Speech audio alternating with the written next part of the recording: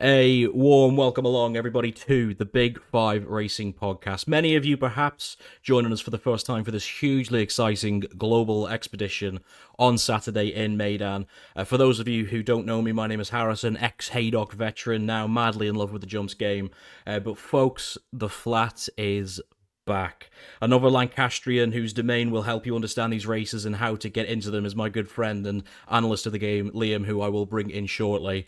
But firstly, it is a pleasure to have you on board for the 2026 Dubai World Cup Carnival finale from Meydan Racecourse. We've got 8 races for you, 5 Group 1s, and very possibly a chance to witness one of the greatest horses ever get his revenge in the World Cup. It's a wide open betting affair throughout the day, and for that, you need tips, and that's where you come into the foreground here, Liam. The dark, cold, wet Grand National playgrounds, the shutting up shop. I last seen you on Trials Day here in Cheltenham, where we had Holgate, of course. You made me stand in hypothermic waiting for the photo because you backed the winner of the very last race. How have you been since that absolute farce from January? I've been good, mate. I've been good, honestly. I'm well excited for the flat to be back.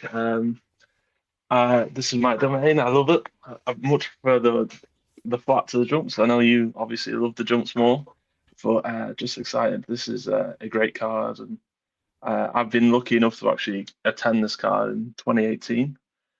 I was there when Take Your Biscuit won.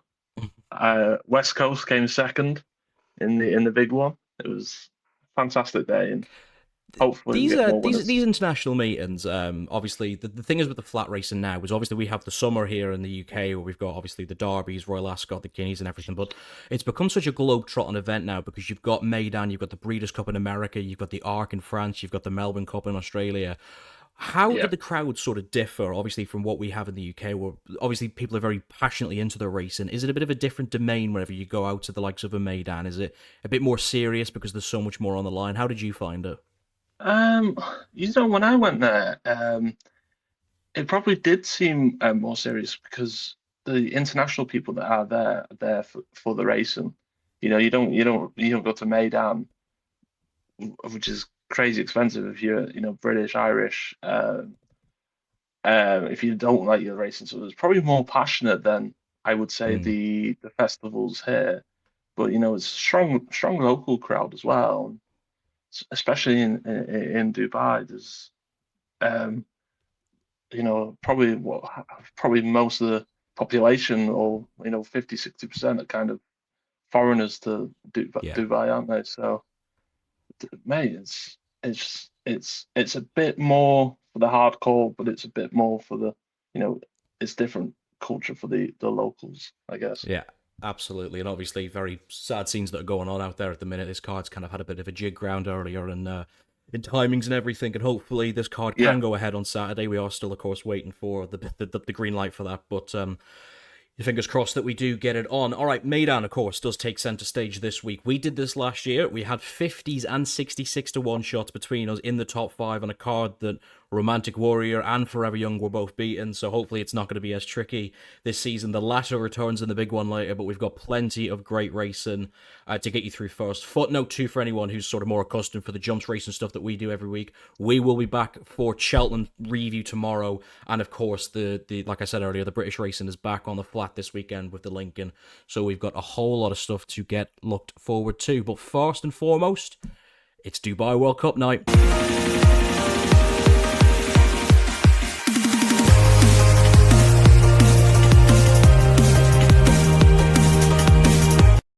Shorter card as well this year, the ongoing issues in the Middle East, like I mentioned there, and we're going to fly past the Arab race that opens the card. It wouldn't be fair for either of us to give you a award on that because we're not, of course, well versed in that here in the UK. We are accustomed, of course, with the Dirt Milers, and that is where we are going to kick off our Dubai World Cup Carnival preview. The 12:20, these are all British timings, is the Godolphin Mile. That's a Group 2 on the dirt. You never would have guessed it. It is over a mile. A couple of more established horses at the top of the market here then to start things off. Commissioner King, 9-4 for Bupat Seymour. He's got a whole host of live chances across the card. Mendelssohn Bay, who Liam put up at 50-1 last year and was in the placings again for Bupat. Richard Mullen takes that ride. And then Wafnan and a couple of others have got ones in there as well. We start on the dot then, Liam. So we've got two horses flying out at the top of the market here that have been sort of established Meydan contenders in the past. They've both won at Meydan over a mile. They seem to be the kind of progressive horses from last season that came off the dirt there. Mendelssohn Bay, like I mentioned there, you put him up at a monster price last year. You're not going to get that this time around, but assess his chances and then what you like for the Godolphin Mile. You know what? To be fair, I know we did this last year, but I forgot what I backed last year. So that was a good reminder. I mean, obviously you finished fifth, but that was a good reminder. You're good at this job, Harrison. I totally forgot when you mentioned all those shorties getting beat. I was like, yeah, I do remember backing them. But yeah, no, I totally forgot about that. So yeah. I think Mendelssohn Bay has been in better form this year, hasn't he? I actually think you've got to forget the last day because I don't think he's a mile two horse. And that that even though that's that the winner is obviously an important horse in the feature today. I think he's just better over a mile. I mean, he beat Commissioner King, and that is that's the likely favourite, isn't it? Yeah. Two starts ago, obviously Commissioner King has come out and won again since. But if I had an opinion on this race, I'm gonna stick to Mendelssohn Bay. I mean, I love this horse. I backed him in there, 2,000 guineas at a monster price a few years ago when he beat Killer Collect. Killer Collect is, I think he won at Jebel Ali a few weeks ago, actually. I think this is the horse for me. This is the horse that I'm going to back. If I had one that I fancied at a bigger price, I think the Camden Colt with Ryan Moore on. He's likely the front runner here. Yeah. And what did they say about Ryan Moore and a front runner? Devastatingly good. Yeah, exactly. So that could be a surprise one. What do you fancy? Good point there about Ryan Moore taking extra rides across this card as well, because Aidan O'Brien doesn't really have much contingent there, but Ryan Moore is not going to miss a night like this. This kind of might be rolling a bit wayward off the very top here, but I'm going to start with one at a big each way play. Okay. And that's Hypnus, who's currently 16-1, and it's presumably going to be in the third silks for Wafnan, who are just firing bullets here quite hard. This was a horse which part of the American operations in his 3-year-old season was over in the States there for Kenny McPeak. He switched to the UAE there 3 runs ago, and all 3 of those runs have come this year. Form lines add even more threes because that's where he's placed every single time he's raced so far. 2 of those place efforts have come in the big 2 in the market here behind Mendelssohn Bay and Commissioner King. And we're looking at a horse here, in my opinion, who is the outright dead miler. Mendelssohn Bay tried further, didn't get it, but Hypnus has always been contended over a mile. He's got £7 to find on the 2 above him, but he's got youth on his side. He's only a 4-year-old, and I don't think this is a division at the minute that's overly deep for the open company. We've seen some fantastic 3-year-olds in the States this season that were the likes of Journalism and others that were fantastic, and I think they'll come into open company nicely. But I think at the minute it's a weak division. Florent Giroux is going to take the saddle here. I've always been a very big fan of him. The main issue's been seeing him in his races. He likes to bowl along. He's a bit of a keen character. I think if Florent can sort of drop out the pace here and let the other big guns try and make the mile as fast as they possibly can for him, it might just suit him to take one late. But it wasn't an overly strong renewal for me, so I just thought I might just take a chance at 16-1 and hope for the best. Any other place for you in the Godolphin? No, I'm going to stick with those. Are you worried that James Doyle has picked David of Athens? I mean, obviously, because James is the head retainer for Wafnan, you would assume he is the one that comes out of this. David of Athens, I kind of looked at. He was in around 12s. He's had 2 starts this season. He's won both of them over in Jebel Ali. The main problem for me, this horse has been his Meydan form. He was 6th of 9 in November, and then 4th in a Grade 2 there just before Christmas. I just don't really think he's a Meydan contender. Yes, obviously Yeah, the side of James Doyle comes on there, but Hypnos's consistency between these two Waffenheim contenders has been better at Meydan this season, so that's what swung it yeah. for me. Jebel Ali is a lot different, isn't it? Yeah, much tighter track. The form lines don't really seem to stack up as much as they do over here. So you'll get this contingency through me with me throughout. Is when I watch Meydan, I like backing horses that have won there in the past. Bit of a prelude to Yeah, horses that come later. But for me, I just thought Hypnos is just that slight bit better than David of Athens, and that was it. yeah, There we go. First race into the books then, so we'll move swiftly on then. The 12:55 on the card is the Dubai Gold Cup. Group 2 turf event over 2 miles for the stayers. You see with this event every year, the majority of these are British and Irish and French typed horses, and that is exactly where the top two in the market are here. Al Riffa, who has been a bit of a rejuvenated 6-year-old, is the 6-4 favourite. Sons and Lovers, another pickup for Ryan Moore, rides the second string for Joseph O'Brien at 6's 8th bar. Al Riffa, I think me and you have spoke about this horse a couple of times about a bit of an affection to him. yeah. I wouldn't say he lost his way, but in the last 12 months, he's looked like a completely different horse to me. Spiked his rating all the way up to 119. He's clear on them here. Is this an easy Yeah. 6-4 shot for you? Um, you know what? This is going to be a controversial opinion. I actually think this could be the race of the card. I don't see a lot between the top three in the market here. I actually think it's going to be a really tight race. My issue with our Reaper here is obviously he's improved drastically over the last year, but he's had a busy 2025, hasn't True. Yeah. he? You know, I've got the notes here. He's raced in the Melbourne Cup. He's raced in France. He's raced in Saudi Arabia. He's raced in Japan. And it doesn't look like he's had that much of a break, does it? It's 106 days coming into this, 104 Yeah, rather. So maybe, obviously he was very busy over the winter, and this would have been in mind for quite some time. So maybe the 3-month scope might be okay for him. it might be all right for him, but 6 to 4 is quite short, and this is his second start over 2 miles. I think the trip will be fine for him. I think in when he didn't win the Melbourne Cup, I think he finished seventh. Which is a I don't fair think he would. showing, really, to finish seventh in a It's Melbourne. a fair showing. I do think this horse is better when Dylan's riding. I think Yes. it was a bit of a crazy. Even every start that he hasn't had Dylan, he hasn't won. Hmm. Um, I just my inkling is I think that maybe this race has come too soon. I think because I just would have liked him to not maybe gone to Japan in was it the back it was about the second week of December.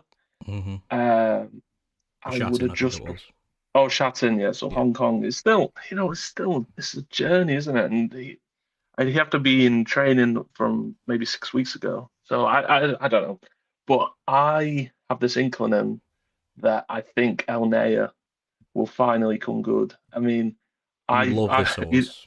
I do love this horse. And I try to back him every time he runs, and he's been so unlucky for me. Um, I love this horse. I think 2 miles is his trip. I think he's been behind. He's been unfortunate to be behind Kriprios and Trollman, who Trollman is unbelievable at 2 miles. He never Yeah. looks like he's going to get beat.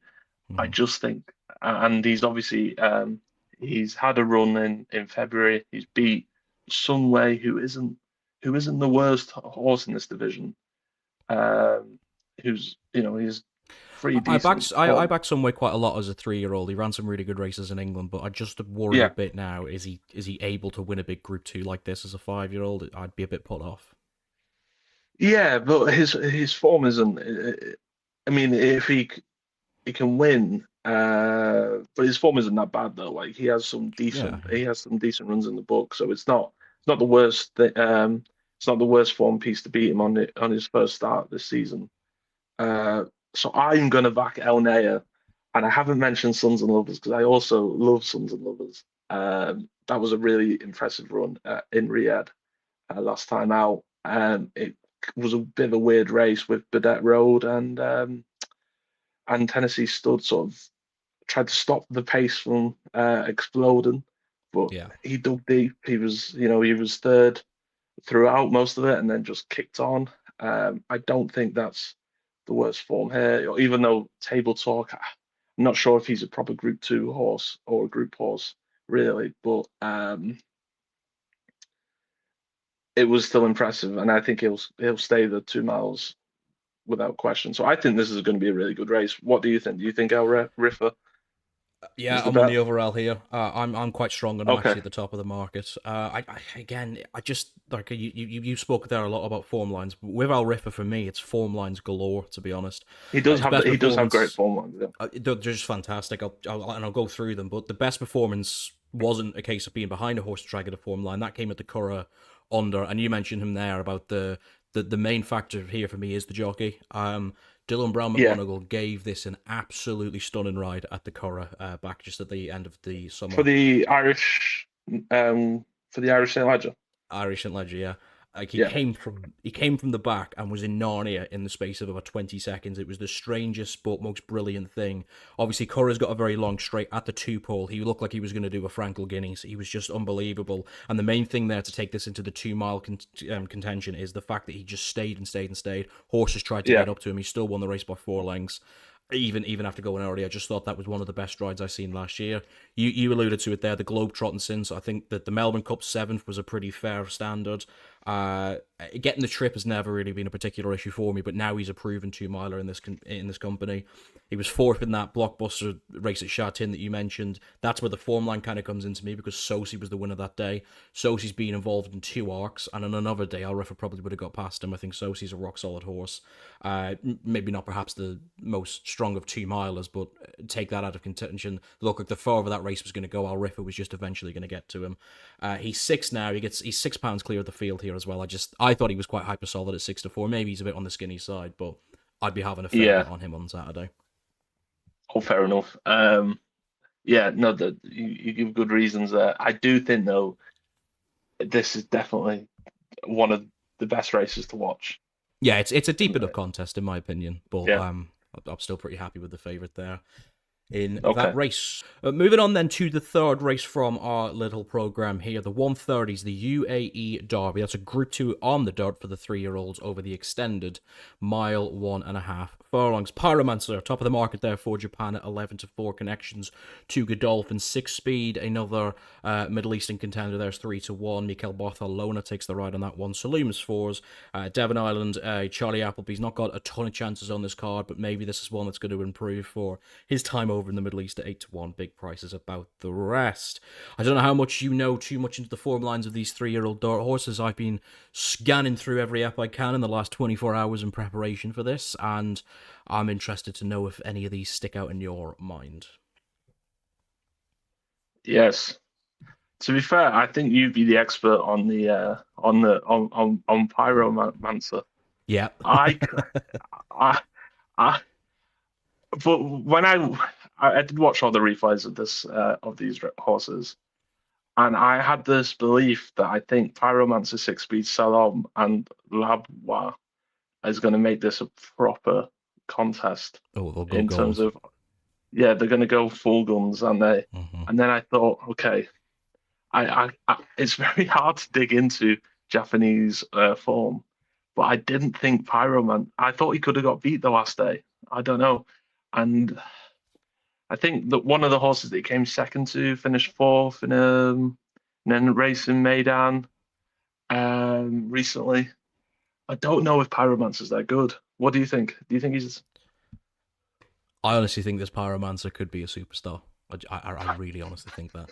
I'll just run through because he's my pick for this. 3 runs as a 2-year-old, won them Yeah, all, and you mentioned there had been some really, really tight finishes, and the other day maybe he did get out of fire a little bit, but that was a step up to what's called the Zen Nippon in Japan, which is like a local Group 1, yeah, and he showed to me there that he's going to have the ability to come in here extremely unexposed, like obviously the majority of them are.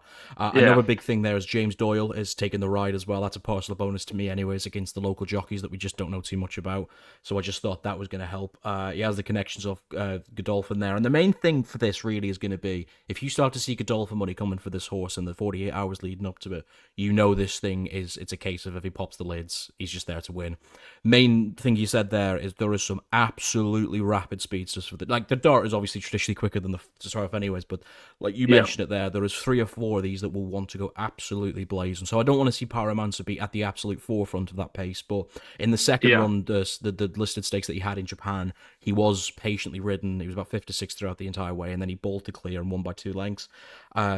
Steps up a little bit in trip here by a furlong and a half, so I think that they're trying to eventually get this horse into the mile and a half, the 2 mile contentions for the massive, the World Cup and the races like that. But I'm very, very yeah. excited to see this Pyromancer on Saturday. And Oh, okay. did I sell it to you? Not really. I don't think Nah. so. For those of you who don't know, Harrison is like Mr. Japan. He always gives a positive shout to the Japanese horses. I have for the 2 of the most impressive performances I've seen so far this year were at Meydan was 6 Speed and Salom. But my Mhm. issue with Salom is he got upset in the stalls on his his second start, and I thought it was a bit of a weird race, and I think he was such a strong favourite that I actually backed the winner in that race each way. But 65p in the pound, so what was that? I think he was like 4 to 7. It was He was something like a that, yeah. Yeah, but that makes me a bit nervous if he's a bit of a because he hasn't had that many starts. He's a bit touch and go. I thought the Brotherly Love, who I did back in that race against um, Salom, um, I thought Brotherly Love might have the chance to pick up the pieces if they go too fast, Mm-hmm. coming from off the pace as an each way shot. But it could just be that and 6 Speed was ultra impressive. So if I was to have a back bet in this race, and I think I will, I think I'll back 6 Speed, and I'll have a little each way on for the little, but not for much. I think. Like the main thing that we spoke there about earlier is the ability to have proven it at Meydan and then come back another day and do it again. Six Yeah, Speed was very impressive, wasn't he, at Meydan last time out? he was super impressive, and I think I think it's good that Barcelona keeps the ride because it's good to have that kind of experience, isn't it? But it's the same trainers, and obviously Taj O'Shea's the number 1, isn't he? Yeah. He's gone for so long, so I don't know, lad. I don't know. It's going to be a hard race. I think it's going to be ultra fast, and that's Yeah. what that's I'm what excited. what I'm that excited to see it because obviously this it's kind of still early in the year for the 3-year-olds on the dart. A lot of these will end up making their way to America for the likes of the Kentucky Derby and the other yeah races in between. But there's just such a good program now for 3-year-old dartsters that maybe we won't see the big horses that we did last year. But I don't know. I just if everything that has been coming out of Japan is positive about this horse, and when they've got good ones, they will let you know. It's a talking horse at this stage, yes, and that's why it's 3-1 the field. But I get a tingle about horses like this, yeah. and that's No, what sold it for me. this is Forever Young won this race 2 years ago, Forever Young won this race, so maybe this is the and next Forever Japan Young. Japan has won it. What has Japan?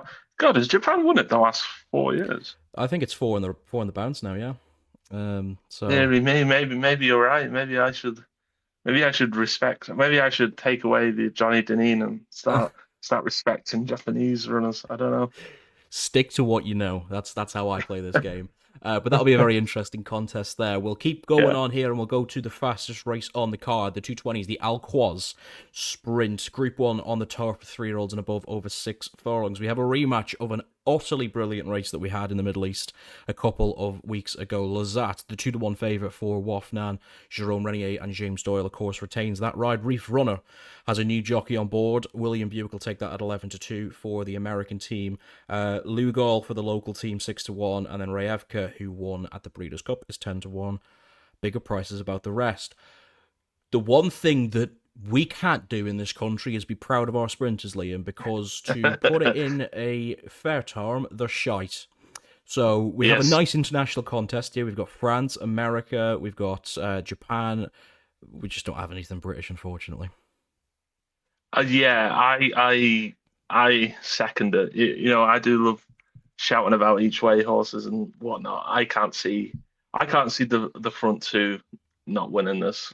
I can't see them not being first and second. Obviously, I can't see anywhere for the draws on this race.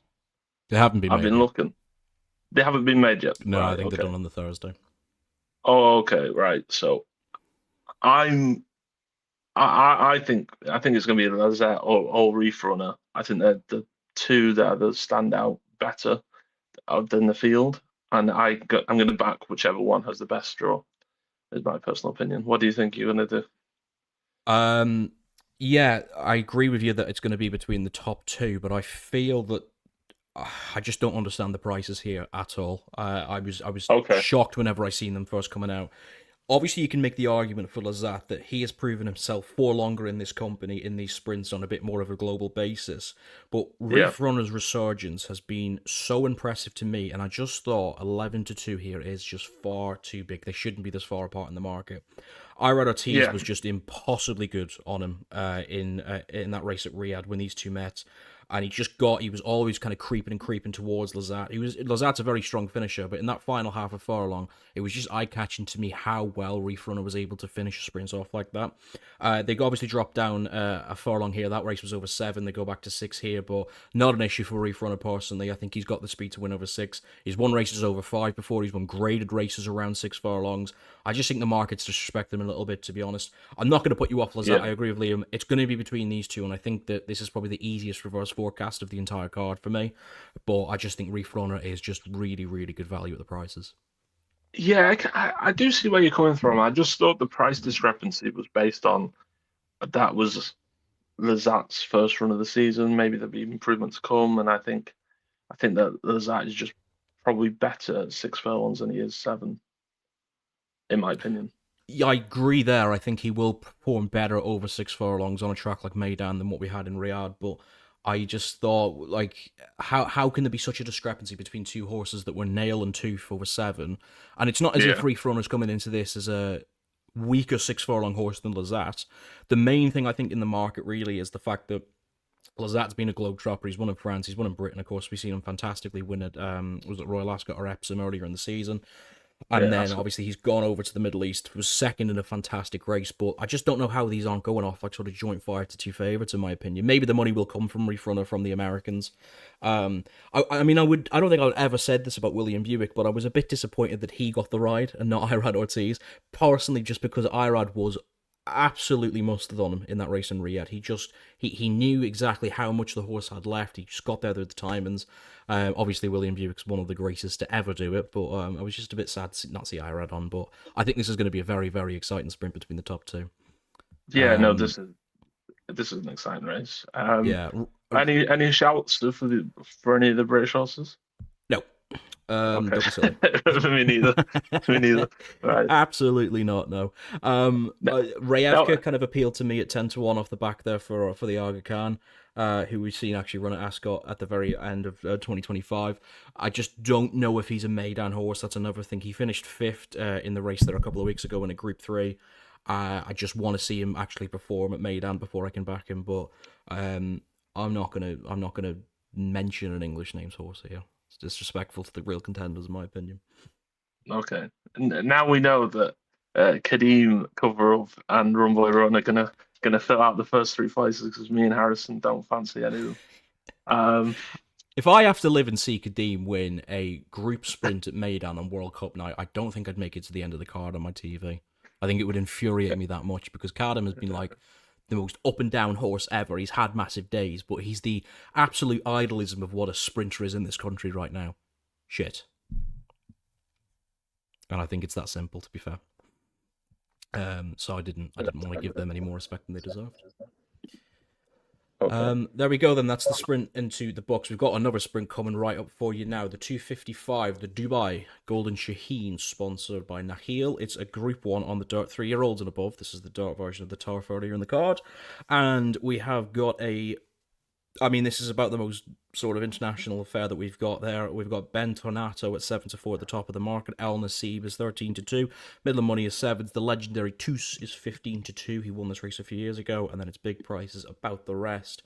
Ben Tornato has been a very weird horse because the first couple of runs when he was in the States, I would have looked at him and thought, this isn't a horse that is ever going to reach this kind of Group 1 contention. But since then, fantastic runs in France, has been winning Group 1s left, right, and centre, and the continuation from him has been brilliant. Jose Ortiz takes the ride here for Jose Francisco D'Angelo. We're not really too accustomed with sprint dirt horses. I'm not personally. If you've got a good opinion on this, I'd be fascinated to know what it is. Sorry. Sorry. That was my fault. Sorry, I thought I muted myself. Yeah, I don't.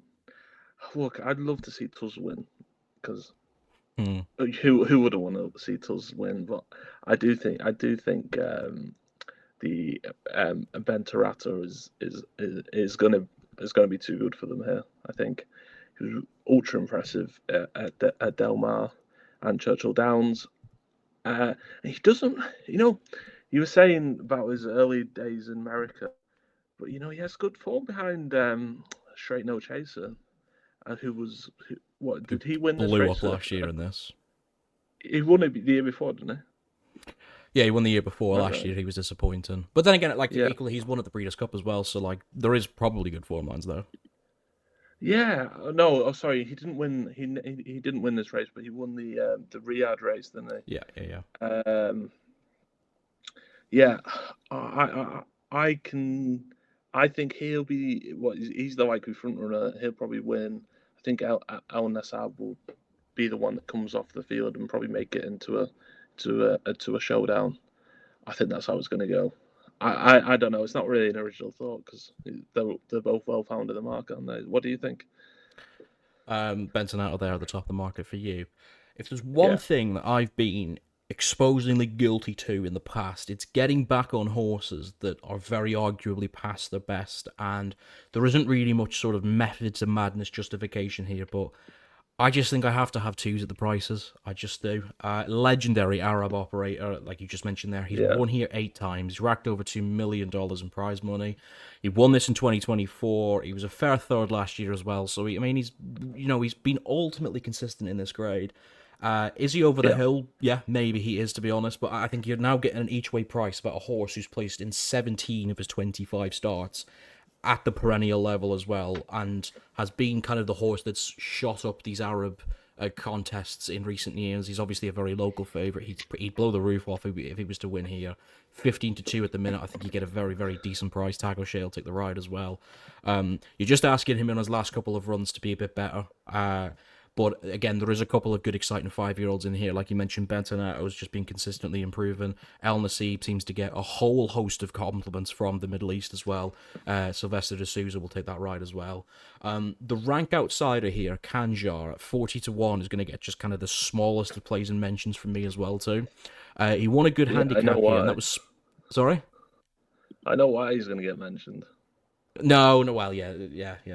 I mean, it worked last time, but he had a good handicap run, which was split between the two average enough performances of the group contest. So I am asking him to kind of go up a little bit of a step, but he's been in the desert now for a couple of seasons. Of course, he was formerly with William Haggis on these shores, and I just think there's life about this kind of loyal operator for Shadwell over the past couple of years. There has been boilovers on this card in the last few seasons as well. It wouldn't shock me if there's a 40-1 or a 50-1 in there. So if this one gets in at 40-1... you know where you heard it first and last. It won't, but I just thought 40-1. He might just nick 4th or 5th, and that's a nice each-way play. Yeah. Also, for those who don't know, Harrison will only ever back Shadwell horses. I'm sure I can't remember the name of the horse now that won the Champions Stakes at 40-1. It's gonna kill me.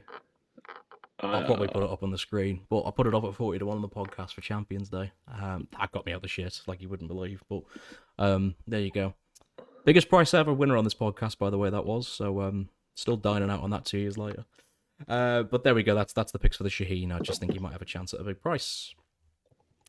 On to the 335, and this is kind of really where the card starts to ramp up. These are your household names, and we've got three short price favourites to take you through for these three races, but they are definitely worth breaking down. The first of those is the Dubai Turf. It's a DP World event. It's a Group 1 on the turf for 3-year-olds and above, over 1 mile and 1 furlong. Godolphin, like we mentioned there, obviously come with big stables to this event every single year. This isn't a Charlie Appleby horse, but it is one for the Gostons. That is Ombudsman. Winner of the Juddmonte is the 8-13 favourite. Factor Cheval has been round in this company for donkey's years now, is 7-1 there for the French team. Gaia Force for the Japanese at 7-1 holds huge claims with the media over there, and then we're into bigger prices about the rest. Ombudsman, Liam, we were at York when this horse won the Juddmonte, and it was a very, very strange race where Ombudsman was sent in by a pacemaker from Godolphin, and we all shit ourselves thinking this is going to be a repetition of what we've seen from Juddmonte a couple of weeks prior to at Goodwood with Kirat. Didn't happen, unfortunately. Ombudsman did get up there. By some distance was the best middle distance horse in the UK last year. Has been off for 161 days now, and comes here as Godolphin's sort of golden lining chance on World Cup night. 8-13, yay or nay?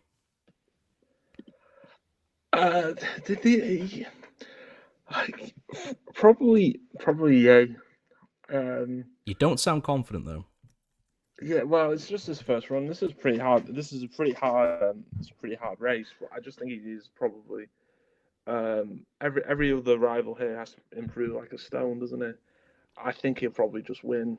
I don't think this is the deepest race. For what this race has been in the past few years. I just think Ombudsman just wins. What do you think? Due to that depth of race that we've had in the last couple of years, and there has been some good ones, Yeah. Ombudsman here might not actually have that much to beat. You look at the horses that are in there. Factor Cheval at 7-1 is probably past his best days, but he could win on a big stage here. Gaia Force is interesting again. He's into his latter stages of his career. Ombudsman's got everything on his side here. He's got youth. He's coming off the best season of the two that he's had. Was brilliant at the Juddmonte. Was still a good second on Champions Day at Ascot as well. I just think that over 9 furlongs here, this is very tricky to get beat, personally. He's skinny. I appreciate that he is very skinny, but I just think that he doesn't need to be the horse that he was at York to be able to win a race like this, in my opinion. Like you said there, they've all got to find a stone on him. I can't see that happening, personally, and I just think that I'm asking you to buy into an 8-13 shot here, but how can you get this beat? I just don't think you can. No, I don't think so. I don't think he'll get beat. If there was a shot of an each way chance, I thought Cudwar for Ryan Moore and Simon Ed Crisford might have a chance. Has been all right so far in Meydan this season. He won a Group 2 there a couple of weeks ago, didn't he? He did, yeah. That was probably the best performance. I backed the second Dividend, who also reopposes today.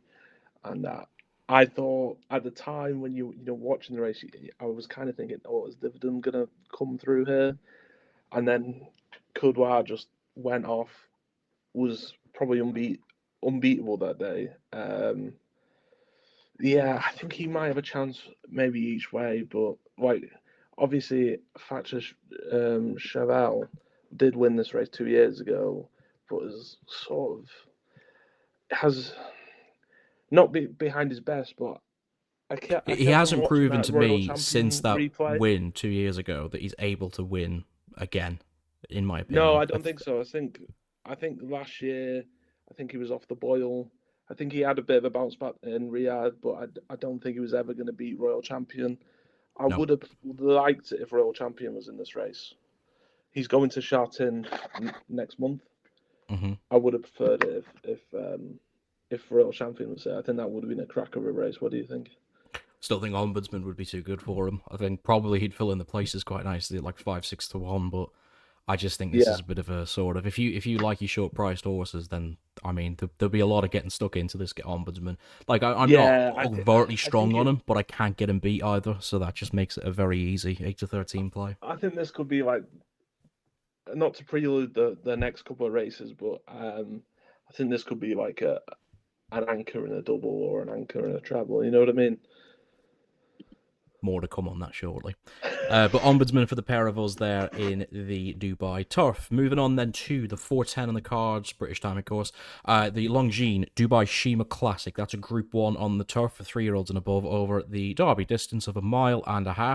And again, like we just mentioned there with the short price favourites, they do continue here for the fantastic Aga Khan's Kalandagan. Opened at 2-7, would you believe? Is out to 2-5 now, which is a bit more realistic.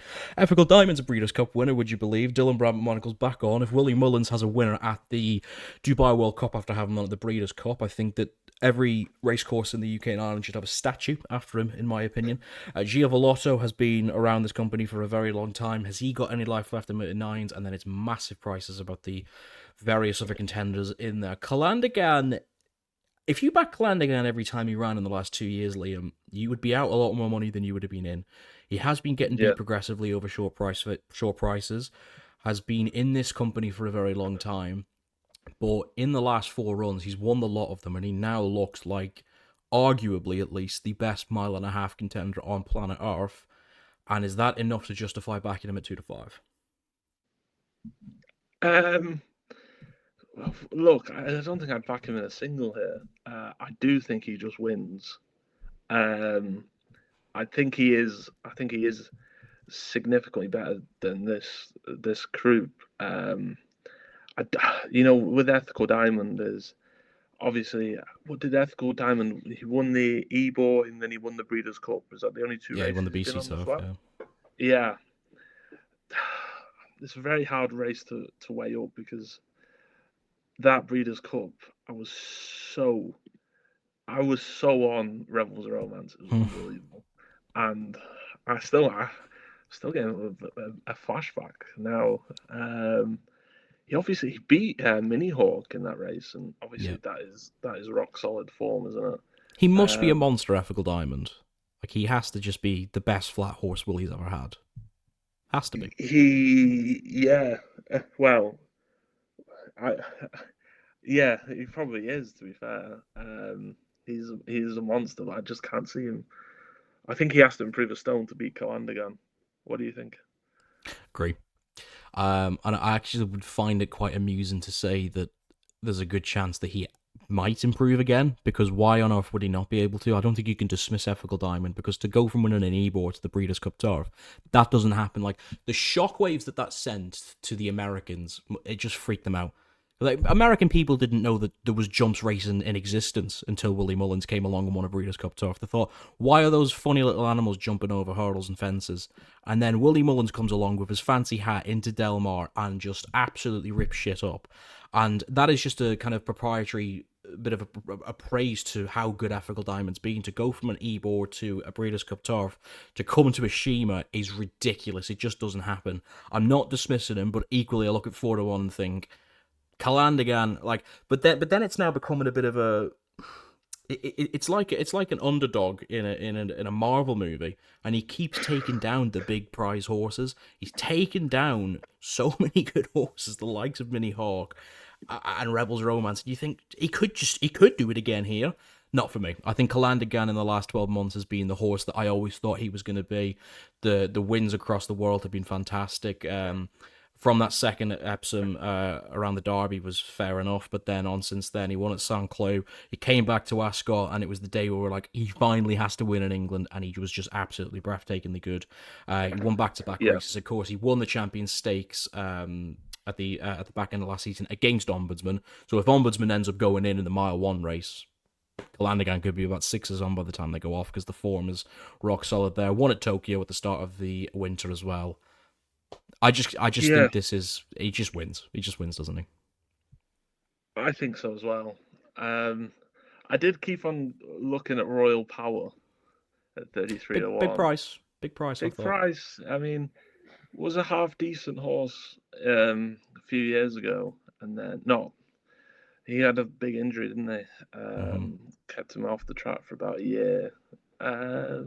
It's interesting that they've kept him out in the Middle East now for the last couple of seasons. He hasn't, like some horses for Appleby will come back and then go again. He's been out in the Middle East now for 3 or 4 runs for the last couple of years since he was gelded, and I mean, Yeah, he seems like he operates quite well over there. yeah. No, he ran well in Abu Dhabi the last day, Mm. and he obviously won. You take a leap of faith because again, he's another horse. If we're talking ethical diamond needs to improve a stone, he probably needs to. He needs to probably improve 2 stone, maybe in a bit more, and Well, hopefully, he ran to 111 in Abu Dhabi. That's 19 pounds less than what Calandigan is now. This, of course, is a yeah, Calandigan that ran the 134 rated City of Troy to within a length in the Juddmonte. So, yeah. like, I just think we're talking Calandigan wins. operationally, Yeah, aren't we? I just think he wins. Yeah. I mean, he, I think one of his most impressive wins last year was the one in Japan. Hmm. That was a really hard race, wasn't it? I thought you might be able to speak more on that.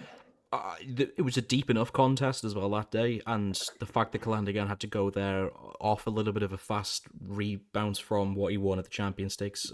What really impressed me was the ability to be able to go as hard as they did, and he was able to keep a good gallop throughout the Yeah, race, and then he struck late like he normally typically does. And yeah. Well, he looked um, beaten at parts, and it was a bit messy because I think there was a loose horse that was kind of like in the yeah, way a little he bit. waved out onto the left there, and it's a very tight track at Tokyo as well. So I thought that So, Barcelona did very well that day to get him the way he did, and the progression in the last 12 months, it's 4 starts, it's 4 wins. It would be very difficult to see him getting beat here for me. So but it's a boring tip, folks, but he should just win.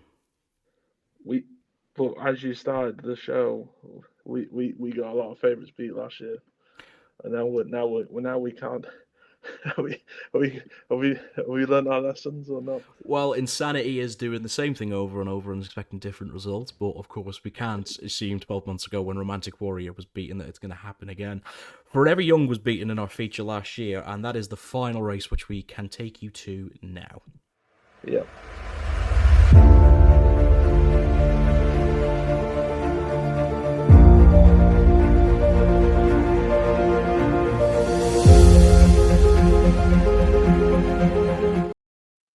And what caused a lot of those shocks last year, of course, was the fact that a horse like Hit Show can come out at such a big price and really cement Wafnan's place in the world debutants for them, and they really are at the top of their game. We return this year then. The 445 from Meydan is the Dubai World Cup by Emirates. It's a Group 1 on the dirt for 3-year-olds and above, over 1 mile and 2 furlongs. With good argument, this is the best horse we've seen in the last 5 years. Forever Young, the 8-13 favourite after losing at 4-9 and only finishing third from that clip that you just seen there from Hit Show last year. He is coming back to get the final piece of his incredible world crown. A British contender at the top here with Meydan for Simon and Ed Crisford. William Buick will take one of the biggest strides of his career there at 7-1. Has looked very solid since. Magnitude, the young pretender for the American Steve Asmussen, Jose Ortiz at 8-1. And then you're into horses that have proven themselves on this big stage before. Imperial Emperor, Hit Show and Tumbarumba, the shots for Wafnan, Walker Stars, Heart of Honor, massive prices as well, if we are going to have a repeat from that shock horror. But of course, Liam, there's only one place to start with, the Dubai World Cup this year, and that is the absolutely enigmatic Forever Young. This is a horse that's really brought Japanese horse racing onto the big stage in the last couple of years. He's won just about everything that there is to win, but this is the one thing that did elude him last year. He's 5 now. Can he finally win his Dubai World Cup for you? Look, Harrison, this is another one that I'm got a huge flashback because I backed Sierra Leone in Delmar, and that's another result that really annoyed me. He is too good, isn't he? Forever Young. It's going to be one. I think his run in Riyadh was really good the last day, although he got a bit lucky with the position of the rail, didn't he? He made that gap. I can't see him getting beat. What do you think? You're the man. You're the expert on Forever Young, really, aren't you? Go on. What do you think? You can't get beat, can you? There really ought to be like a canvas or something behind me of Forever Young. There's a crop now of a lot of kind of aging contenders I find in this sphere. We've seen, like I mentioned there, the likes of Imperial Emperor, Hit Show, Heart of Honor. They've all had their big night on this stage before, and I'm kind of one of those people that once you've done it once, you're entitled to do it again. Like Factor Cheval we mentioned there earlier. The young pretenders here obviously could be exciting. The very aptly named Meydan has continued to get better for the Crisfords. Magnitude has looked a beast in Group 2s in the States, but then when he's been asked to go to the big stage, he's just impossible to find confidence in. And I think when you add all of that up in this, I look at Forever Young and I wish I had the bankroll to get silly here. I honestly think this might be the greatest 8 to 13 shot I have ever seen in my life. His CV is just quite astounding in truth. Third in both a Kentucky Derby and a Breeders' Cup Classic as a 3-year-old. He's undefeated in Japan. He won the Breeders' Cup in November. He's won back-to-back Saudi Cups. He won from an impossible position to beat Romantic Warrior and was only 2 links away from winning this last year, of course. He just left it a little bit too late. And this is the final jewel, of course, in his crown. He took a bad bump in the race last year. It was very messy. Ryushi Sakai is not going to make that mistake again. You mentioned there the rail where he got fortunate in some senses. I just thought Sakai was brilliant in Riyadh. He's going to strike on that turn in when they come around that bend, which is 2.5 furlongs at Meydan. Japan is going to go ballistic, and I can retire at least for a few hours on the knowing sakes that this horse puts himself in that category with your Secretariats and your Flight Lines and becomes one of the great dirt horses of this century. 8 to 13, Liam. I would say get your house on, but you need a very big house at 8 to 13. Yeah. One horse that I think has no chance. I don't think Magnitude has any chance. I agree. Like if you watch the just get my graphic up here. If you just watch the races that he's been running in the States, he looks very, very good when he's in Group 2s in local events, but then when he's been asked to go into Group 1s, he just doesn't fire. And I just think that this is a lot of sort of American hope money more than anything. He doesn't even look like the best 4-year-old dirt horse to me. I mean, if something like a journalism had stayed out of retirement, out of stud and came here, you'd think, well, shit, that's got a good chance. But Magnitude is not in that level of bracket in America. He's not going to be able to do it in the Middle East. Yeah, I don't think he has a chance. What do you think about Meydan? The very very aptly named Meydan. Meydan's been very, very consistent. He's obviously 3 runs here in 2026. He's won 2 events and he was 3rd in a Group 3. I think the run last time in that Group 2 was very impressive. Hit and miss on occasions in Britain when he was over here. He finished at the back of the TV in a race at Newbury, but then he was 2nd in a Group 3 at Goodwood. He was 3rd in a Group 3 at Kempton. So the thing I'm finding with him is that the more naturally faster that the dirt rides, he doesn't perform on. I think he's one that needs the pace to be able to hold up quite a bit. And the problem is if he's being asked to sit back with Forever Young in this contest, there's only one winner in that event. It's a big step up for Meydan. I think 7 to 1's about a fair price. If I was going to play a forecast, I think he would strike late with Forever Young, but just not be good enough for him. But I am now trying to make cases against a horse that is just immortal in this event, in my opinion. So he's the best of the rest, as the market suggests, but even at that, he's well behind. I did like his last run, but it concerns me that he was running in a mile 6 race 2 starts ago.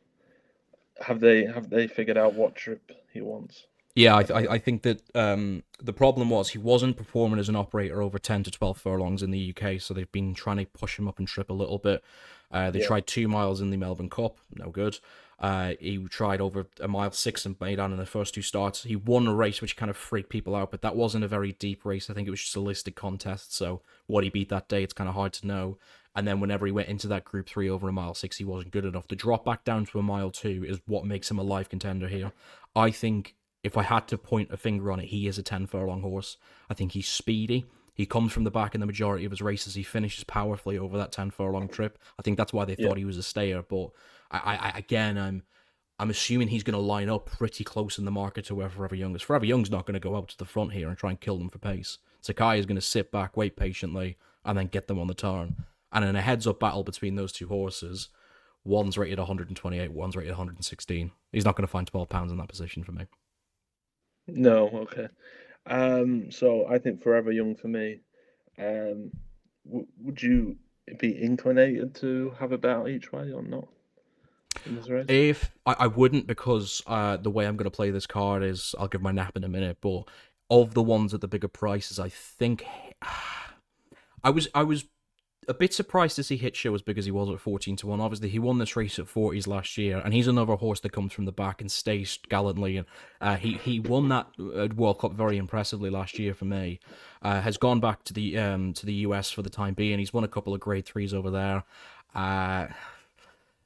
I just don't know if he's got the quality to win another renewal of this, but I think he can get into the frame again. I think he's much better than Tumbarumba, the other Wafnan horse in here. And then the three at the bottom of the market, Walker Stars, Heart of Honor, Top Leader. No chance in this company. They cannot win a World Cup for me. Okay. So if I was going to play the TriCast, it would be Forever Young, Meydan, and Hit Show. I don't know what that pays, but it would be handsome. Okay, boom. Would you have anything other than the top two in the market that kind of appeals to you, or is this just a simple case that Forever Young's a magician? Not really, mate. To be honest with you, I have backed Heart of Honor too many times, and I've now just come to the conclusion that he's just not good enough. I think the story would be very good for Safi Osborne to win a race like this for her dad would be incredible. Yeah, it would be. Yeah, I mean, he ran well, maybe the last season and a couple of times, and I think he came third at the season renewal. But I just don't think he has it. He has that ability to beat these kind of horses. Obviously, for people that don't want to back Forever Young. Maybe his maiden record. I mean, he's won one once, and obviously it was a messy race last year.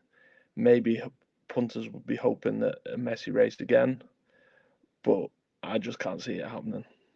It's insulting to even have Forever Young in the same sentence as Heart of Honor. Disgusting. It's at the top of the market. It was a messy race last year. He lost it because he got bumped, didn't he? He probably would have won. Yeah. And Riyadh Sakai's come under crazy criticisms for the way he's ridden this horse, because obviously in the Saudi Cup from 2025, whenever he was against Romantic Warrior, he could not have left it any later if he possibly tried. No. And the way he nailed down Romantic Warrior, who was an utter beast, obviously that was on the dirt, so we'll never really know how good Romantic Warrior is. But that was probably I watched that this morning. That was probably the performance of the decade, to be fair. It's the race of my lifetime. 1,000,000%. It was an absolutely incredible event. I was on I was on Forever Young, so I am going to say that. But to have two horses at that level, and Romantic Warrior is still winning Group 1s for fun over in the Middle East. Like, it's ridiculous. Yeah, no, Romantic Warrior was it beast. And again, the other thing you have to look in with Forever Young is he's not just the best of his class, he's the best of one of the best classes there has been in a very long time. He's beating the likes of Sierra Leone, he's beating Fierceness, he's beating Journalism, like he's beating unbelievably good, consistent horses. And I think that he has just proven himself too many times to be off him here. He's just a phenomenal horse. And more than the finance sake, I hope he wins, because if he wins this, he's in that category. He's in the Secretariats, he's in the flight lines, and deservedly so. Yeah, he is the generational horse. Yeah, I'd say. Would he win at Wolverhampton on a Monday? No, the stall would beat him. He'd be drawing one, and it just wouldn't work, you know. He'd probably lap the dogs on Dunstall Park, I think. But that's digressing. Forever Young for us is just far too good, and he should just win the Dubai World Cup. And that is the 8 races covered from that fantastic card from Meydan on Saturday. Before we go, Dubai World Cup naps then. I'll give you a second to think about yours, because this is a bit on the spot. As you alluded to there with the fact that we did the 3 horses there at the end who were all very sure. My nap is, as I've defined it with my fantastic degree in journalism, the muggiest of trebles. Ombudsman, Calandigan, and Forever Young is a hybrid treble at 5-2. I'm big on Al Riffa as well, so I may even play the 4-fold and bring it up to 5-1. But I don't see any envision of any of those horses getting beat on their own merit. So that was mine. Your best bet from Dubai on Saturday? Mine would just be a single on Forever Young. He's 8-13 now. That is a short nap. I could probably put a bit on and just enjoy the race. I don't think I think I am going to leave Key Miles alone, just because it does burn over the years, doesn't it? If one goes down, then you're thinking, what do I do? Singles, you know what I mean? Yeah. I'm just going to go Forever Young as my nap. I think he's probably too good. And I'm going to say my each way shot of the card is El Naya in the 2 mile race. Have you got an each way shot? Is that me voting you on the spot? Yeah, jeez, you caught me right off guard on my own terms. If I was gonna go for one, I mean, Yours has got to be a Reef Runner though, surely. 11-2 is a great each way. I mean, you get the value on Reef Runner, but I don't think you need to play him each way because I think he's just gonna win. Okay. And I know that sounds like utmost levels of confidence there, but I really do honestly think that. I'll throw Kanjar up a 40-1 as an each way play. I just think that he's got the ability to get into the frame here at a monster price and back up my Shadwell credentials of years gone by. But Reef Runner obviously makes logistical sense too, because if you back him each way and he's third, you get your money back and change. So that would be mine. But that treble for me is like bit of me. Real bit of me. So, anyways, thank you so much, folks, for coming on. We really do appreciate your time, and hopefully from Meydan there, you managed to get some winners over the week. We'll all be fingers crossed for Forever Young and our contingency, the likes of Ombudsman, going over for the British side of things too. Thank you to Liam for coming on as well. Really appreciate his time. We will be back in 24 hours to run you through the best of the Cheltenham Festival and look towards the Lincoln as well. And we will see you next week, folks. Thank you for joining us.